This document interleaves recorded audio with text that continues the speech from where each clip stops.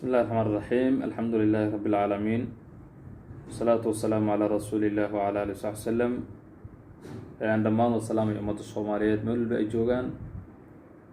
Ilaahayna waxaan weydiinayaa subxaanahu wa tacaala inuu caafimaad siiyo meel walba ay joogaan.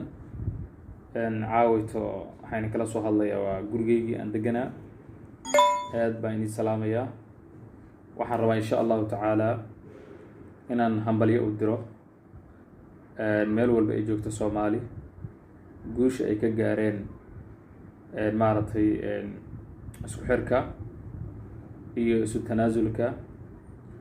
si gaarana waxaan rabaa ilaahay subxaanahu wa tacaala hadduu yiraahdo dowladda federaalka Soomaaliya oo madaxweynaha iyo ra'iisul wasaaraha ugu horeeyaan inaan si gaara aan tahniyad ugu diro muddooyinkii ay xilka hayeen ay gaareen dib u heshiisiinta ka dhacday ama deegaamada intay joogeen ay wax ka qabteen. aad baan waxaan leeyahay waa mahadsantihiin. waxaan leeyahay ummadda Soomaaliyeed meel walba ay joogtana si khaas ah waxaan leeyahay Soomaali meel walba ay joogto ilaahay subxaanahu wa tacaala waxaan idin weydiinayaa wanaag iyo inaad isku xirnaataan iyo in maaragtay wanaagga iyo khayrka la daa'imo.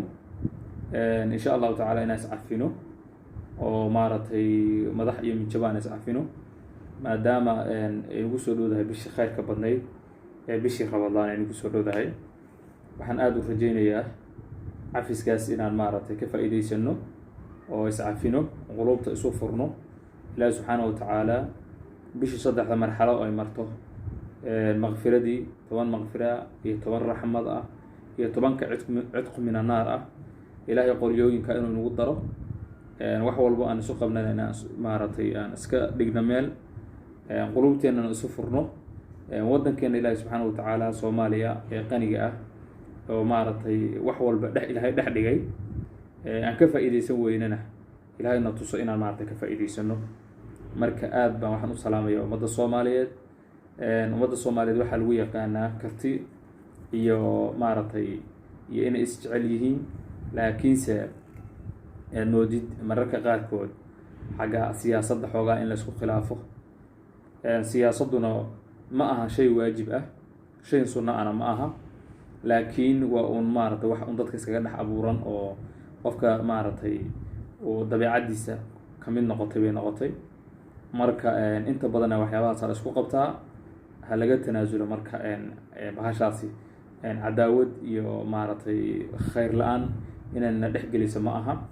marka aad waxaanu leeyahay meel walba ay joogtaan waa walaalkiin xasan oo inileh waa ina jeclahay ummadda Soomaaliyeed meel walba ay joogto dal iyo dibadba.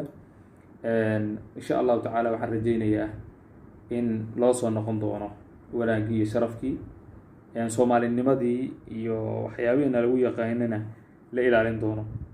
aad baan idin salaamayaa. muuqaalkan yar waxaan ugu talagalay inaan maaragtay cafiska aan iscafino intaan bisha rabadaan la gaarinin. ilaahay subxaanahu wa tacaala aan isugu keen dambi dhaafo. insha allahu tacaala aad baan idin salaamayaa. asalaamu calaykum waraxmatullahi wabarakaatu.